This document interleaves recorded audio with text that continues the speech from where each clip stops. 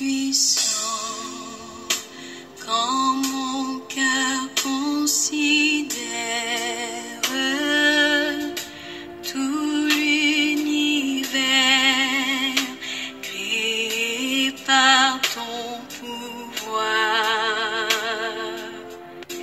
le ciel d'azur, les éclairs, les tonnerres,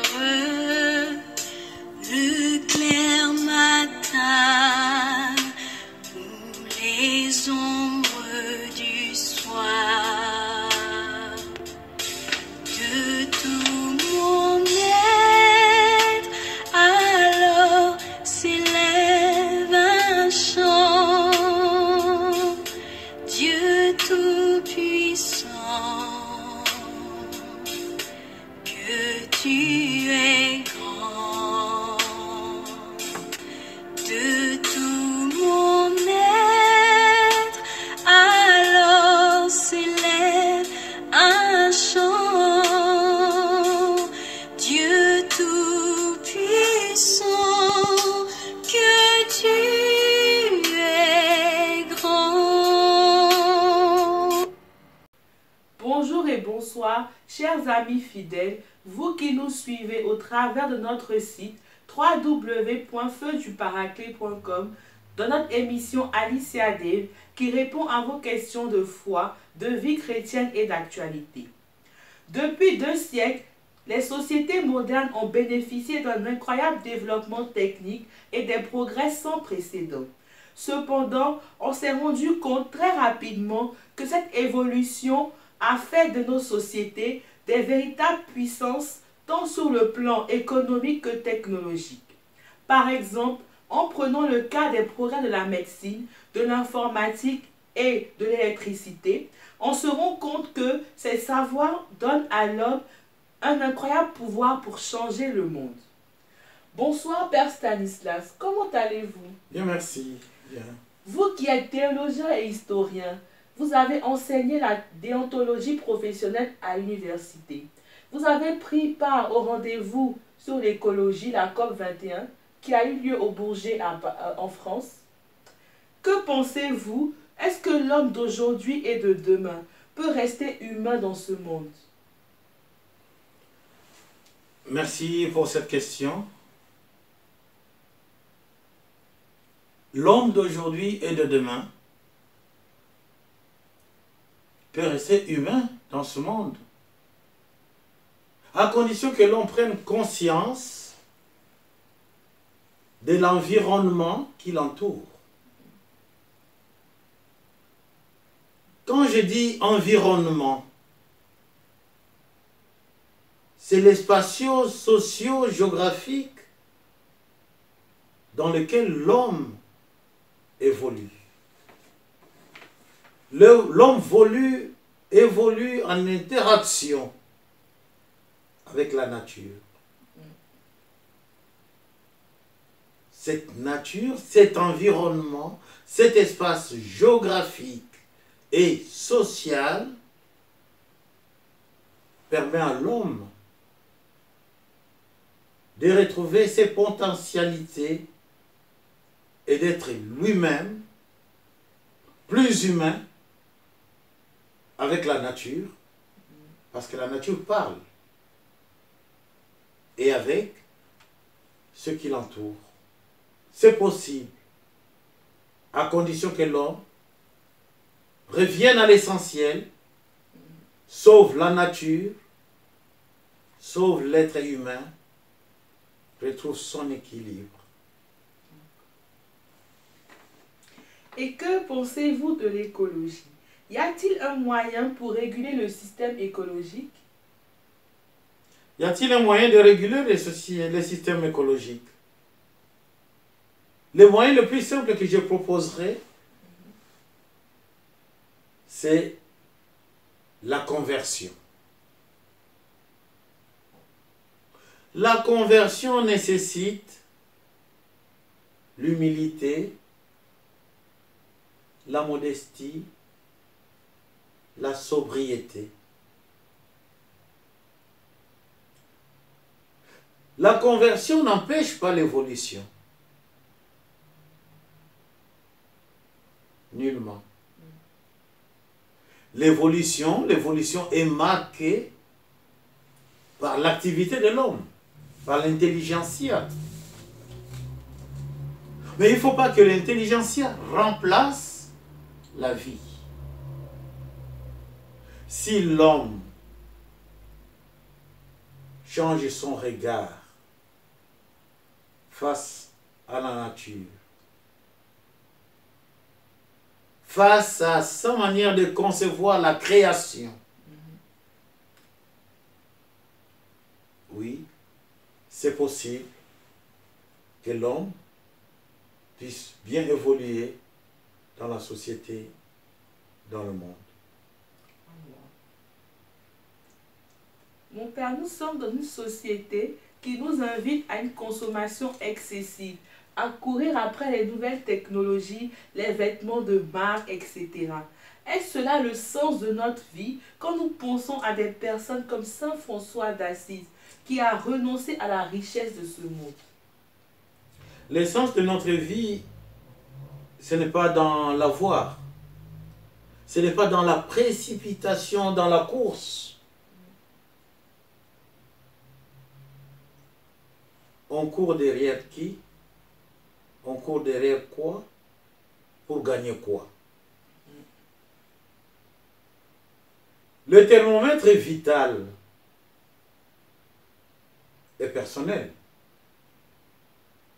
Le thermomètre vital étant personnel, l'homme, sa référence, son point de départ, c'est son emplacement dans la création. Depuis que Dieu est créateur, il a tout créé. Il n'a jamais mis en l'homme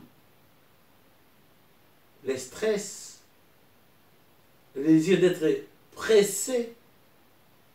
Il a attribué à l'homme un rythme de vie, un rythme à respecter. Et ce rythme de vie, jusque-là, a prouvé que l'homme était capable de développer la société, que l'homme ne pouvait pas centrer sa vie sur l'avoir. L'avoir, c'est la consommation. L'avoir, c'est la consommation. La consommation appelle la consommation. La consommation multiplie la consommation. La consommation aliène l'homme. Vous savez, il y a beaucoup de gens qui ne vivent que des crédits. Vous savez pourquoi? Parce que ces gens, parfois, il faut prier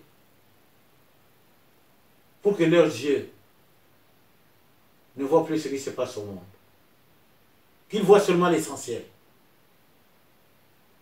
Parce qu'il y a des gens, dès qu'ils voient, dans votre question, tout à l'heure, vous avez parlé des habits de marque. Oui. Mais il faut voir pendant la période des soldes. Il faut voir pendant la période des soldes. C'est comme si les gens n'entendaient que cette période-là. Pendant la période des soldes, vous savez, madame, il y a des gens qui ont de l'argent pour aller faire des soldes, mais qui n'ont pas d'argent pour payer les transports. Mais comment comprendre ça? Il rentre dans les transports, on lui demande les tickets, il n'a pas de tickets, contravention, mais il a l'argent pour aller faire des soldes. Donc sa dignité, il préfère perdre sa dignité pour l'avoir, pour l'habillement, pour des choses de marque, pour la consommation. Il préfère perdre sa dignité. Il préfère être arrêté comme voleur des transports en commun et garder l'argent dans sa poche pour aller acheter quelque chose de marque. Mais non, nous devons nous placer dans la création. Comment Dieu a créé de manière harmonieuse le monde. et nous dire, parfois avoir l'esprit de Saint Jean. Vous savez, dans l'évangile de Saint Jean, il y a plus de 60 fois qu'on parle de cosmos. Cosmos, c'est-à-dire l'univers. Cosmos, c'est mot grec, c'est-à-dire l'univers, c'est-à-dire le monde. Plus de 60 fois, Saint Jean parle de ça dans l'incarnation même de Jésus. Pour dire, vous êtes du monde, nous ne sommes pas du monde. Mais qui est du monde? Et qui n'est pas du monde? Celui qui est du monde, ça c'est un thermomètre. Un thermomètre spirituel. Ce thermomètre spirituel, quand on est spirituel, c'est-à-dire l'être est spirituel, cet être spirituel doit sauver la nature. Parce que cet être est en dialogue avec la nature. Je suis avec. Quand on dit je suis avec, cum, je suis avec. C'est-à-dire qu'il y a une relation. Si on détruit la nature, on vit avec qui? Il y a une relation qui est brisée. C'est clair. Il y a une relation qui est brisée.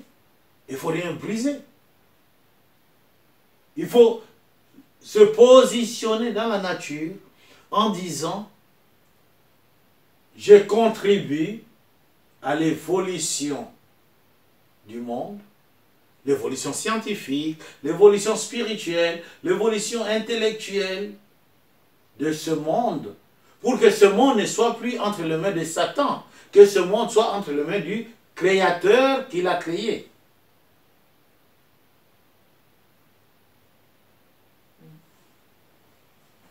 Merci mon Père pour votre réponse. Dans la Bible, on nous parle de Dieu qui a créé le monde. Or, dans notre quotidien, quand on parle de la création, on pense tout de suite à une œuvre d'art, une nouvelle musique, un nouveau spectacle, qui nous révèle la beauté de l'artiste qui transmet un message. Pensez-vous qu'on peut comprendre la création dans ce sens aussi? Ah oui, la création, c'est la beauté même de Dieu. Tout ce que Dieu a fait est bon et beau. L'œuvre de la création, c'est l'œuvre de la beauté. Hein? L'œuvre de la beauté. L'œuvre de la beauté dans la création. L'homme est valorisé. L'homme respire. L'homme vit. L'homme vit. Le jeudi saint, chez les catholiques, il y a la bénédiction des huiles. L'évêque bénit l'huile des malades et l'huile des catéchumènes. L'huile des malades pour donner aux malades la force d'accepter la souffrance avec le Christ. L'huile des catéchumènes pour dire aux catéchumènes qui sont devenus les temples du Christ. Ils ont passé par l'exorcisme, Satan n'est plus là. Les saints crèmes pour que la personne devienne prêtre, pasteur, prêtre, prophète et roi. Le prêtre qui doit prier, qui doit être en communion avec Jésus. Mais l'huile, c'est quoi, madame? L'huile, c'est la beauté. Quand l'huile rentre dans le corps, l'huile pénètre bien les tissus du corps. On est resplendissant. C'est la beauté, on est joyeux. Mais l'huile vient de quoi? De la nature. Vous voyez, à travers la nature, c'est la beauté de l'homme que Dieu voulait. Dieu a toujours voulu la beauté de l'homme. Et l'homme n'a pas à détruire cette beauté. Parce que ça vient de Dieu. Depuis la création. Connaissant cette beauté de Dieu, sachant que dans la création, je rencontre de l'huile, qui n'a pas besoin de crème pour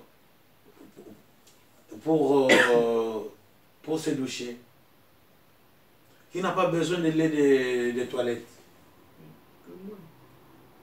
Il faut aller à l'essence même des choses.